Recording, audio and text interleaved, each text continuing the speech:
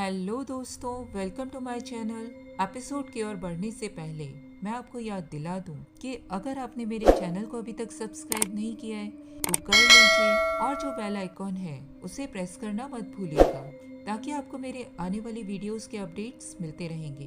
तो चलते हैं एपिसोड की ओर। डिपार्टमेंट स्टोर की छत पर मर्ले अकेला बैठा हुआ था। वो अपने पुराने बीते हुए दिनों को याद करता है। तभी वो देखता है कि कुछ वॉकर्स छत के बंद दरवाजे से अंदर आने की कोशिश कर रहे थे। मर्ली उन लोगों को देखकर बुरी तरह से चिल्लाने लग जाता है और अपने आप को वहां से छुड़ाने की कोशिश करता है। वो भगवान को याद करने लग जाता है। तभी उसे टी डॉग के हाथ से गिरा हुआ टूल बॉक्स दिखाई देता है और उसमें उसे एक हैकशॉ दिख जाती है। वो तुरंत ही अपनी बेल्ट को निकालकर उस हैकशॉ को अपने करीब लाने की कोशिश करने लग जाता है।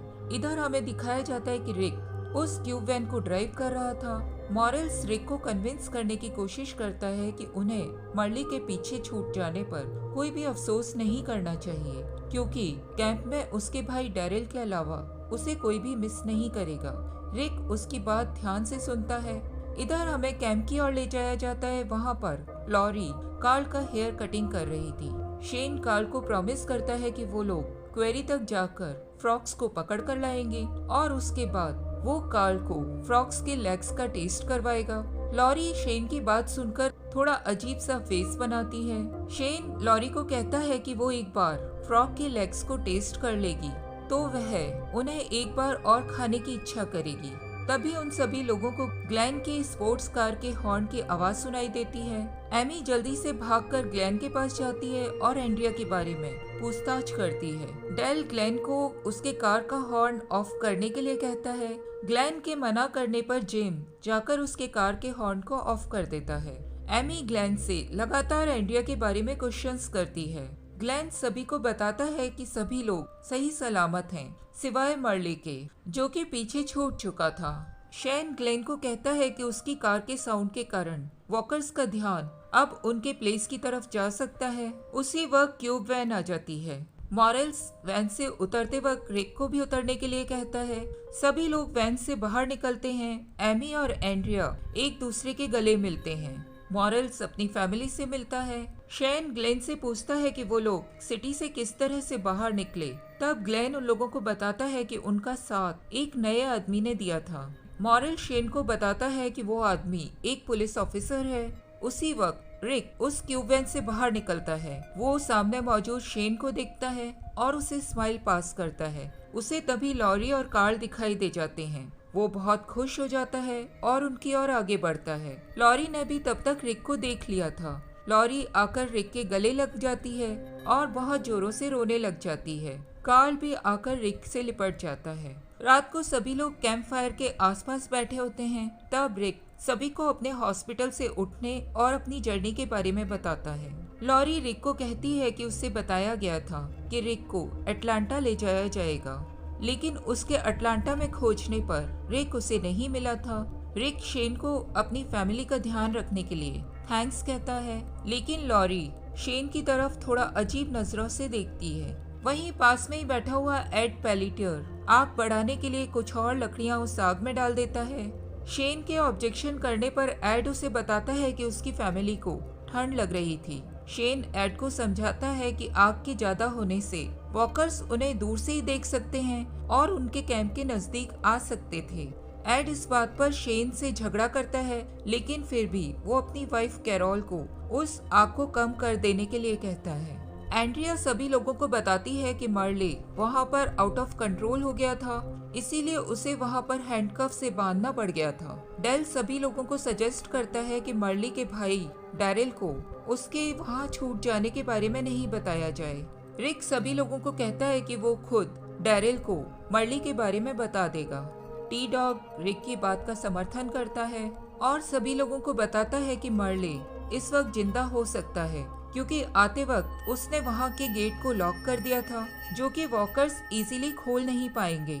अब टेंट के अंदर का सीन दिखाया जाता है जहाँ पर रात को रिक और लॉरी आपस में बात करते हैं। रिक लॉरी को बताता है कि उसे उनके जिंदा होने के ऊपर पूरा विश्वास था क्योंकि उसे उनके घर में उनकी फैमिली फोटो एल्बम नहीं मिली थी। लॉरी रिक की बात को सुनकर हंसती है और वहीं रखी हुई फोटो एल्बम निकालकर खोल लेती है। लॉरी रिक को अपने गले में पहनी हुई वेडिंग रिंग भी दे देती है, जिसे रिक उसी वक्त पहन लेता है। लॉरी और रिक एक दूसरे से मिलकर बहुत ज्यादा खुश हैं। वो दोनों आपस में इंटीमेट होते हैं। टेंट के बाहर शेन आरवी वैन के ऊपर खड़ा हुआ चारों ओर नजर रखे हुए है। सुबह रिक की नींद खुलती है। वो देखता है कि उसके बाजू में क्लोथ्स का एक फ्रेश पेयर रखा हुआ था। वो उन कपड़ों को पहनकर टेंट के बाहर निकलता है। वो देखता है कि बाहर कैरोल उसकी यूनिफॉर्म के ऊपर प्रेस कर रही थी। वो कैरोल को इसके लिए थैंक्स कहता है। आगे बढ़ने पर वो देखता है कि लॉरी एंड्रिया और एमी के साथ कपड़े सुखा रही थी। ग्लेन मॉरेल्स और डेल के ऊपर चिल्लाता है क्योंकि उसकी स्पोर्ट कार से उन लोगों ने गैस को निकाल लिया था। उन लोगों को कैंप के जनरेटर के लिए गैस की जरूरत थी। रिक ग्लेन को शांत करने की कोशिश करता है और उसे समझाता है कि वो लोग इसका ऑप्शन ढूंढ लेंगे। शेन उसी वक्त कैंप में और पानी लेकर आ जाता है। रिक लॉरी को बताता है कि वो अटलांटा जाकर मर्ली को छुड़ाने के बारे में सोच रहा था। लॉरी ये सुनकर बहुत ज्यादा घबरा जाती है। तभी वो लोग देखते हैं कि सोफिया, जैकोए और कार्ल चीखते हुए कहीं से दौड़ते हुए आए हैं। वो लोग बहुत बुरी तरह से घबराए हुए थे। सोफिया अपनी मॉम के पास चली जाती है और सभी आदमी वेपन्स लेकर उनके बताए हुए डायरेक्शन की ओर चले जाते हैं। वहां जाकर वो लोग देखते हैं कि एक वॉकर डियर को खा रहा था। वो सभी मिलकर उस वॉकर को मार डालते हैं। तभी उन लोगों को अपने पीछे झाड़ियों से कुछ हलचल होती हुई दिखाई देती है। वो लोग देखते हैं कि झाड़ियों में से डेरिल बाहर आ रहा था। डेल उस वॉकर को देखकर कहता है कि इस इलाके में वो लोग पहली बार दिखाई दिए हैं। जिम एज्यूम करता है कि उन लोगों को सिटी में खाना नहीं मिल पा रहा होगा, जिसकी तलाश में वो लोग अब बाहर निकलने लगे हैं। डेरिल ने बहुत सारी स्क्विरल्स खाने के लिए पकड़ी थी। वो डियर को देख के बहुत ज्यादा डिसअपॉइंटेड हो जाता है क्योंकि डियर उसका शिकार था जो कि उसने रात के खाने के लिए ढूंढा था। तभी वो सभी देखते हैं कि वॉकर का अलग हुआ सिर एक बार ग्राउल करने लगा है। डेरिल अपने क्रॉसबो को यूज करके उसके ब्रेन में एरो मार देता है और वो मर जाता है। इस बात से ये प्रूव होता है कि वॉकर बिना ब्रेन के खत्म नहीं हो सकते थे। एमी और एंड्रिया दोनों कैंप में वापस आ जाते हैं। डेरिल उन सभी को वहां मौजूद देखकर मर्ली को आवाज देता हुआ कैंप की ओर बढ़ता है। शैन डेरिल को आकर मर्ली के बारे में बता देता है। डेरिल इस बात पर बहुत गुस्सा करता है। तब रिक आगे बढ़कर उसके सामने कन्फेस करता है कि उसी ने मर्ली को हैंडकफ कर दिया था। डेरिल के पूछने पर रिक उसे अपना इंट्रोडक्शन देता है, लेकिन डेरिल रिक के ऊपर बहुत गुस्सा करता है और उससे लड़ने लग जाता है। शैन आगे बढ़कर डेरिल को कंट्रोल करने की कोशिश करता है। रिक डेरिल को बताता है कि मर्ली का व्यवहार उसके ग्रुप के लोगों के साथ अच्छा नहीं था। डेरिल रिक की इस बात को समझ जाता है क्योंकि वो भी अपने भाई के स्वभाव को जानता था। टी डॉग तभी आगे बढ़कर उसको बताता है कि उसके पास चाबी थी जो कि उससे गलती से पाइप के अंदर गिर गई थी। टी डॉग डेरिल को ये भी बताता है कि उसने आते वक्त डिपार्टमेंटल स्टोर के छत का दरवाजा अच्छे से बंद कर दिया था जिससे कि वॉकर्स मर्ली के पास न पहुंच सकें। डेरिल उन लोगों को कहता है कि वो लोग उसे मर्ली का पता बता दें जिससे कि वो जाकर उसे ढूंढ सके। तभी लॉरी आरवी के गेट से बाहर आती है और डेरिल को बताती है कि उसका हस्बैंड रिक उसे वहां तक ले जा सकता है। वो रिक की तरफ देखती है। तब रिक उसकी हाँ में हाँ मिलाता है और डेरिल को बताता है कि वो मर्ली को वापस लेकर आने के बारे में सोच रहा था। रिक डेरिल के साथ मर्ली को लेने जाने की प्लानिंग करता है। शेन रिक से पूछता है कि क्या वो मर्ली के लिए अपनी जान जोखिम में डालने की सोच रहा है क्योंकि कैंप में मर्ली को कोई भी पसंद नहीं करता था। रिक शेन को बताता है कि हम लोगों ने जानबूझकर उसे चूहे के समान वहां पर छोड़ दिया है और किसी भी इंसान को इस हालत में, जबकि सर्वाइवर्स बहुत कम बचे हुए हैं, मरने के लिए छोड़ देना गलत होगा। लॉरी आश्चर्य करती है कि रिक और डेरिल अकेले ही मर्ली को छुड़ाने के लिए जाने वाले हैं। तब रिक ग्लेन को अपने साथ मर्ली को छुड़ाने आने के लिए कहता है। रिक जानता है कि ग्लेन को अटलांटा सिटी का अंदाजा है कि कहां से और किस तरह से बाहर निकला जा सकता है। टी डॉग भी अपने चाबी गिराने के कारण गिल्टी में था। वो भी उन लोगों के साथ जाने का प्रपोजल रख देता है। शेन सभी लोगों के मर्ली को छुड़ाने की बात सुनकर थोड़ा सा डिस्टर्ब हो जाता है। वो रिक से कहता है कि कैंप में उन लोगों को ज्यादा आदमियों की जरूरत है क्योंकि अब लगता है कि वॉकर्स इस तरफ आ सकते थे। रिक शेन को बताता है कि उसने अपना गन से भरा हुआ बैग अटलांटा की स्ट्रीट में गिरा दिया था और वो चाहता है कि एक बार वो अटलांटा जाकर अपने उस बैग को लेकर आए, जिससे उनके पास ज्यादा गन हो जाए और वो लोग वॉकर से अच्छे से लड़ सकें। शेन रिक की इस बात को समझ जाता है, लेकिन लॉरी अभी भी रिक को कहती है कि वो मर्ली जैसे आदमी के लिए अपनी लाइफ को रिस्क में न डाले। रिक लॉरी को भी समझाने की कोशिश करता है कि मर्ली और गन्स के अलावा उन्हें वॉकी टॉकी की भी जरूरत पड़ेगी, क्योंकि उसका एक दोस्त मॉर्गन अभी भी जॉर्जिया में फंसा हुआ था। रिक लॉरी को बताता है कि मॉर्गन ने उसकी जान बचाई थी, इसीलिए वो मॉर्गन के बारे में भी जानना चाहता है। कार्ल भी रिक को अटलांटा जाने के लिए सपोर्ट करता है। रिक और टी डॉग डेल के पास जाते हैं और उससे उसका बोल्ट कटर का सेट मांगते हैं, क्योंकि उसकी मदद से वो लोग मर्ली के हैंडकफ को काट सकते थे। डेल उन लोगों को अपने बोल्ट कटर्स को देने से मना कर देता है। उसका मानना था कि टी डॉग ने उसके टूल्स का ध्यान नहीं रखा और उन्हें वहीं गिरा दिया था। वो अपने बोल्ट कटर्स को इस शर्त पर देने को राजी हो जाता है कि जब वो लोग मर्ली को वापस लेकर आएंगे तब वो लोग अपने आरवी को ठीक करने के लिए उस क्यूब वैन के पार्ट्स का यूज कर सकते हैं। जाते जाते डेल टी डॉग को याद दिलाता है कि वो लौटते वक्त उसके टूल बॉक्स को वापस लेकर आए, जो कि उसने पिछली बार डिपार्टमेंट स्टोर की छत पर गिरा दिया था। शेन रिक को अपने पास बचे हुए कुछ बुलेट्स दे देता है। डेरिल इस वक्त वैन को ड्राइव करता है। रिक बुलेट्स को अपनी रिवॉल्वर में डाल देता है और वो सभी कैंप से बाहर निकल जाते हैं। कार्ल लॉरी को सांत्वना देता है और उसे कहता है कि उसके पापा को कुछ भी नहीं होगा। वो सभी लोग अटलांटा पहुंचते हैं और अपनी क्यूब वैन को एक रेल रोड के किनारे में पार्क कर देते हैं। डेरिल एक बार फिर से टी डॉग को धमकाता है कि अगर उसे मर्ली ठीक ठाक नहीं मिला तो वो टी डॉग को नहीं छोड़ेगा। टी डॉग एक बार फिर से डेरिल को बताता है कि वॉकर्स किसी भी तरह से उस दरवाजे की चेन को नहीं खोल पाएंगे और मर्ले उसके हिसाब से बिल्कुल सेफ होगा। वो सभी लोग सबसे पहले मर्ले के ही पास जाने की प्लानिंग करते हैं। इधर कैंप में लॉरी कार्ल को ढूंढती है। डेल उसे बताता है कि वो शेन के साथ फ्रॉक को पकड़ने के लिए क्यूरी में गया होगा। अब हमें क्यूरी की ओर ले जाया जाता है, जहां पर शेन और कार्ल फ्रॉक को पकड़ने की कोशिश कर रहे थे।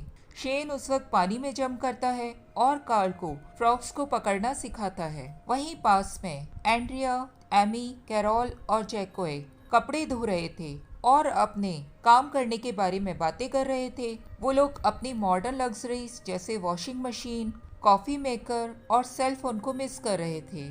तभी वहां पर पीछे से एड आ जाता है। वो सिगरेट पी रहा था। एंड्रिया उसे देखकर उससे आने का कारण पूछती है, लेकिन एड लगातार अपनी वाइफ कैरोल को घूरे जा रहा था। कैरोल कपड़े धोने में व्यस्त थी। लॉरी इधर क्वेरी तक आती है और कार्ल को वापस कैंप तक चलने का ऑर्डर देती है। जब वो जाने लग जाती है तब शेन पीछे से आवाज देकर उसे रोकता है और उसे कहता है कि वो उसके साथ ऐसे बिहेव ना करे। लॉरी शेन को वार्न करती है कि वो उससे और उसके परिवार से दूर रहे। लॉरी शेन को वार्न करती है कि उसने उसे रिक के बारे में गलत इन्फॉर्मेशन दी थी कि वो मर चुका था और इसीलिए लॉरी शेन से अभी तक नाराज थी। वो उसके ऊपर चिल्लाती है और वहाँ से चली जाती है। इधर एड लगातार औरतों के पीछे मंडरा रहा था। एंड्रिया एक बार फिर से उससे बात करने लग जाती है। एड उसे वार्न करता है और कैरोल को अपने साथ आने का ऑर्डर देता है। कैरोल वहाँ से उठकर एड को शांत करवाने की कोशिश करती है। तब एड कैरोल को एक थप्पड़ मारता है। शेन उसी वक्त वहाँ पर आता है। वो लॉरी के बिहेवियर से पहले से ही परेशान था। वो एड से लड़ाई करने लग जाता है और उसे बहुत मारता है। शेन एड को वार्न करता है कि अगर उसने एक बार भी कैरोल और अपनी बेटी के ऊपर हाथ उठाया तो इस बार शेन उसे जिंदा नहीं छोड़ेगा। इधर हम लोगों को अटलांटा में ले जाया जाता है, जहां पर रिक, डेरिल, ग्लेन और टी डॉग डिपार्टमेंट स्टोर तक पहुंच चुके हैं। डेरिल स्टोर में मौजूद वॉकर्स को अपने क्रॉसबो से मारता है। वो सभी डिपार्टमेंटल स्टोर की छत पर लगे हुए चेन को बोल्ट कटर से काटते हैं और बाहर छत पर पहुंचते हैं। वो लोग छत पर पहुंचकर देखते हैं कि वहां पर एक हैक्शॉ पड़ा हुआ था और उसके पास में ही एक कटा हुआ हाथ पड़ा हुआ था। डेरिल उस हाथ को देखकर बहुत बुरी तरह से चिल्लाने लग जाता है, जबकि रिक और ग्लेन एक दूसरे का चेहरा देखने लग जाते हैं। 4th एपिसोड के शुरू में दिखाया जाता है कि एंड्रिया और एमी एक छोटी सी नाव के ऊपर बैठे हुए हैं और वो लोग क्वेरी लेक के अंदर हैं। वो दोनों फिशिंग कर रहे थे। एमी ने एक अम्ब्रेला अपने आप को सन से बचाने के लिए पकड़ा हुआ था। उन दोनों बहनों में आर्ग्यूमेंट शुरू हो जाती है। वो दोनों अपने फादर के सिखाए हुए फिशिंग नॉट बनाने के तरीकों को याद करते हैं।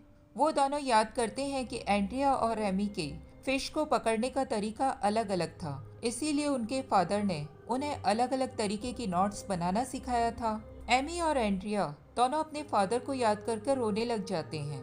वो दोनों ये भी याद करते हैं कि उनके फादर का रूल था कि उन लोगों को बोट में बैठकर कभी भी नहीं रोना है, क्योंकि इससे फिशेस डर जाएंगी और उनसे दूर चली जाएंगी। वो दोनों सोचती हैं कि उनके मदर और फादर बिल्कुल सही सलामत होंगे। एमी और एंड्रिया के मॉम एंड डैड फ्लोरिडा में थे और उन लोगों को लगता था कि फ्लोरिडा में अभी वॉकर्स ने अपना अटैक नहीं किया होगा। आरवी के ऊपर से डेल चारों तरफ नजर रखे हुए है। वो देखता है कि जिम एक और बहुत तेजी से गड्ढे खोद रहा था।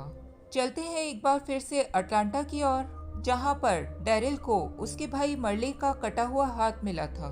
वो टी डॉग को अपने क्रॉसबो का निशाना बनाता है और उसके ऊपर बहुत गुस्सा करता है। रिक ये देखकर डैरिल को अपनी गन पॉइंट का निशाना बना लेता है और उसे कहता है कि वो अपनी गन से उसे शूट करने में उससे होने वाली आवाज की बिल्कुल भी परवाह नहीं करेगा कि उसकी आवाज सुनकर वॉकर्स यहाँ आ सकते हैं।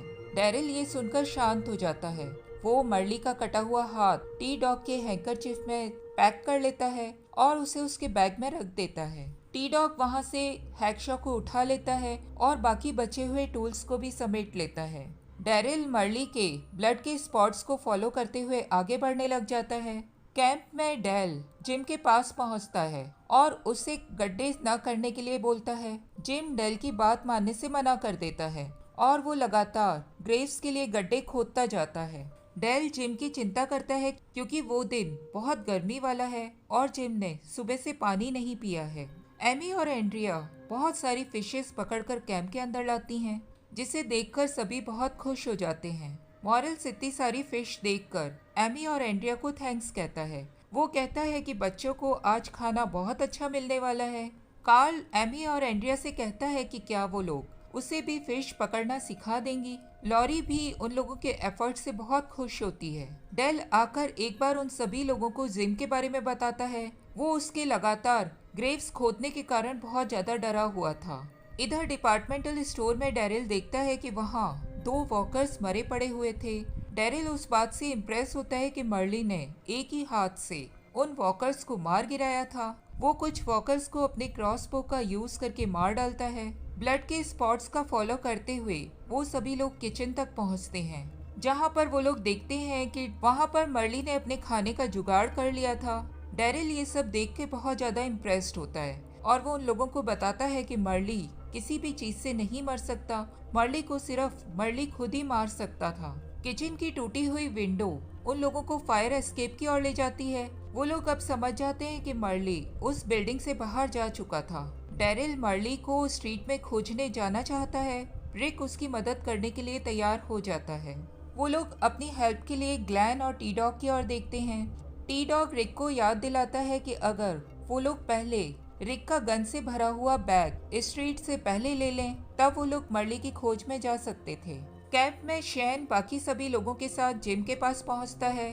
जिम सभी के पूछने पर वहां पर गड्ढे खोदने का कारण किसी को भी नहीं बता पाता। लॉरी जिम से कहती है कि उसके इस तरह से गड्ढे खोदने के कारण वहां बच्चे बहुत ज्यादा डरे हुए हैं। शेन जिम को अपने उस काम से ब्रेक लेने के लिए कहता है। जिम शेन की इस बात को मानने से मना कर देता है और उसे कहता है कि अगर वो उसकी बात नहीं मानेगा तो क्या शेन उसे भी एड के समान पीटने लग जाएगा।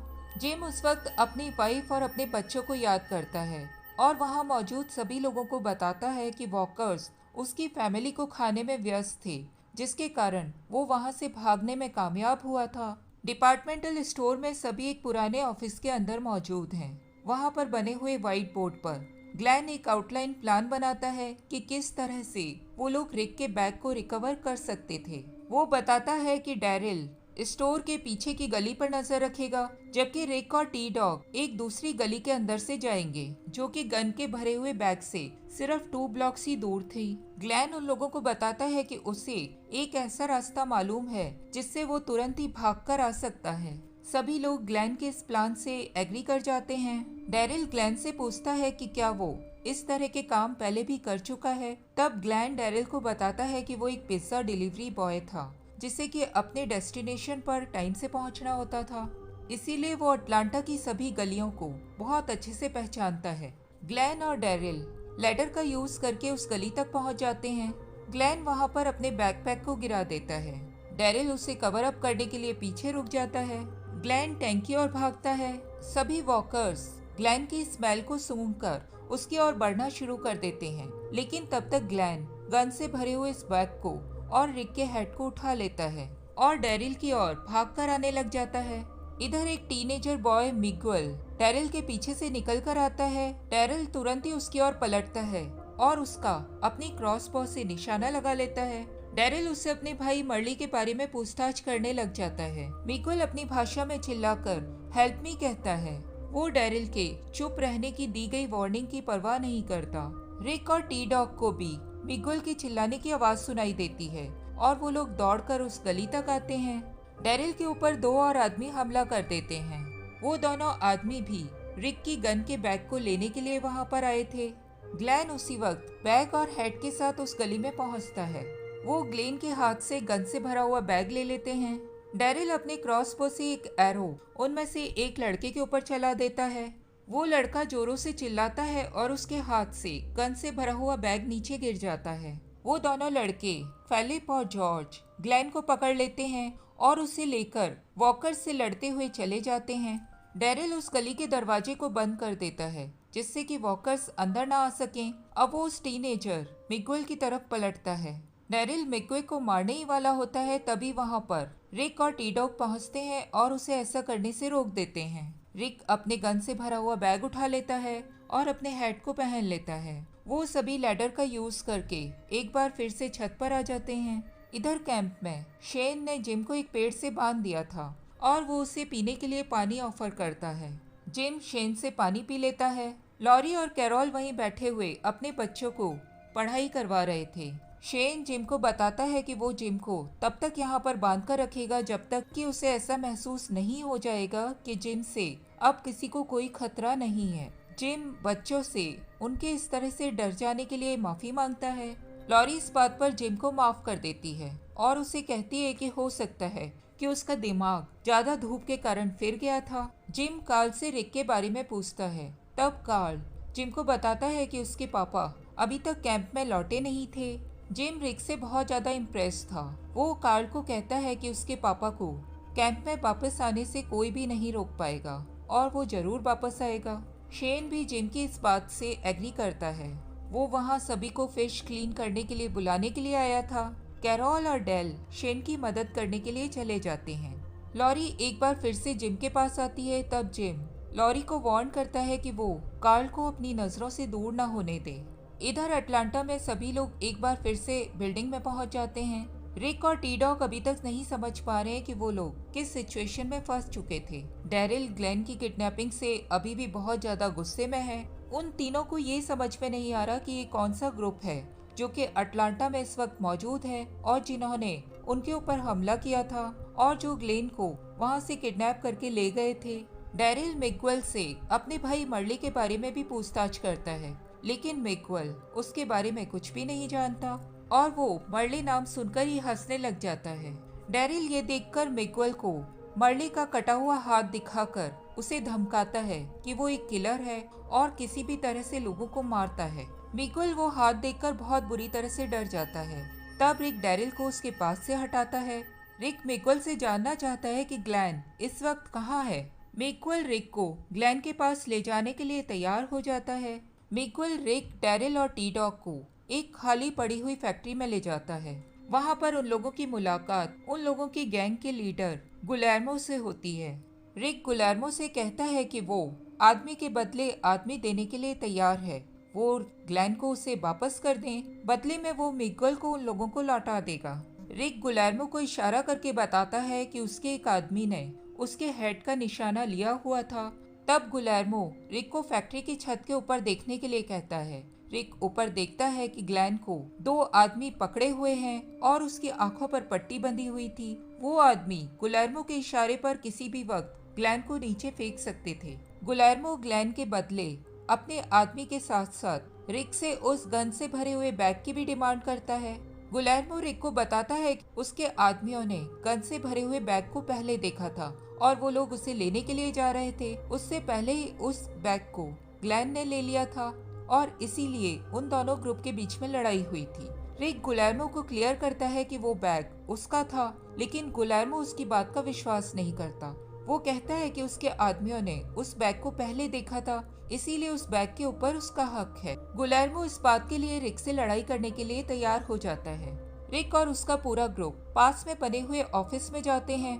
डैरिल वहाँ पर रिक से आर्ग्यू करने लग जाता है। वो कहता है कि उन लोगों के लिए ग्लैन से ज्यादा इम्पोर्टेंट गन्स हैं। रिक उसे क्लियर करता है कि उसके लिए एक इंसान की जान बचाना बहुत ज्यादा इम्पोर्टेंट है और ग्लैन ने उसको टैंक से बचाने में उसकी जो मदद की थी वो उसे जिंदगी भर नहीं भूल सकता था। रिक डैरिल और टी डॉग को कहता है कि वो लोग कैंप लौट कर जा सकते हैं, जबकि वो ग्लैन को छुड़ाने के लिए उस फैक्ट्री साइट तक जाएगा। वो सभी रिक को अकेले जाने से मना कर देते हैं और उसका साथ देने के लिए तैयार हो जाते हैं। वो सभी लोग अपनी अपनी गन्स को लोड कर लेते हैं और मिगुएल को अपने साथ ले लेते हैं। रिक उन सभी के साथ एक बार फिर से वेयर हाउस तक पहुंचता है। गन का भरा हुआ बैग उसके बैग से लटका हुआ था। रिक मिगुएल को छोड़ देता है और गुलेर्मो से डिमांड करता है कि वो ग्लैन को उसे सौंप दे। गुलेर्मो रिक को बताता है कि वो ग्लैन के छोटे छोटे टुकड़े करके उसे अपने कुत्तों को खिलाने वाला है। वो दोनों ग्रुप आपस में लड़ाई करने के लिए अपनी अपनी गन को पोजीशन में लेकर तैयार हो जाते हैं। तभी वहाँ पर एक बहुत ही ओल्ड लेडी नाइट गाउन पहने हुए आती है। वो लेडी फेलिप्स की ग्रैंड मदर एब्यूला है। एब्यूला फेलिप को मिस्टर गिलबर्ट की मदद करने के लिए बुलाने के लिए आई थी। एब्यूला रिक की पुलिस यूनिफॉर्म को देखती है और उससे आकर कहती है कि वो फेलिप को उन लोगों से दूर न करे, क्योंकि उन सभी लोगों को उसकी वहाँ पर जरूरत है।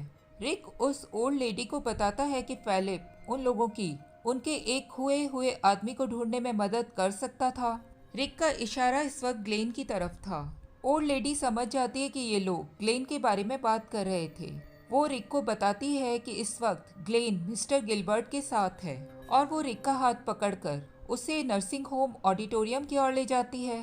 रिक उस नर्सिंग होम ऑडिटोरियम में देखता है कि वहाँ बहुत सारे ओल्ड पीपल मौजूद हैं और फेलिप आगे बढ़कर उस ओल्ड मैन की मदद करने लग जाता है। वहीं उन्हें गुलेमेरियो के 3 बहुत खतरनाक कुत्ते भी दिखाई देते हैं जो कि चीहुआ हुआ ब्रीड के थे। रिक गुलेमेरो को एक साइड ले जाता है और उनसे इन सब का कारण पूछता है। रिक गुलेमेरो को कहता है कि उसकी बेवकूफ़ी के कारण यहाँ मौजूद कई निर्दोष लोग मारे जा सकते थे। गुलेमेरो रिक को बताता है कि वो यहाँ पर सभी लोगों को बचाकर उन लोगों को खाना और मेडिसिन प्रोवाइड कर रहा था, क्योंकि बाकी सभी लोग पेशेंट्स को यहीं पर छोड़कर चले गए थे। वो उस बिल्डिंग का मालिक था और फेलिप एक नर्स था जो कि पेशेंट्स की मदद कर सकता था। कई लोग अपने ग्रैंड पेरेंट्स की खोज में उसके पास आए और उन लोगों की सेवा करने के लिए उसके ग्रुप से जुड़ गए थे। गुलेमेरो इस वक्त तक ये नहीं समझ पाया था कि लोगों ने उसे अपने लीडर के रूप में क्यों चुना था, लेकिन फिर भी वो सभी लोगों को लीड कर रहा था। रिक की आंखों में उसकी बात सुनकर आंसू आ जाते हैं और वो उसे अपने पास से कुछ गन्स और एम्यूनेशन दे देता है। रिक, ग्लैन, टी डॉग और डैरिल वापस अपनी क्यूब वैन तक आते हैं। ग्लैन रिक को देखकर हंसता है और उसे कहता है कि वो अटलांटा सिर्फ इस हैट के लिए आया था, क्योंकि न तो उन्हें मर्ली मिला और न ही गन से भरा हुआ बैग मिला। रिक भी ग्लैन की इस बात को सुनकर हंसता है और उसे कहता है कि वो कैंप में जाकर किसी को भी इस बारे में न बताए।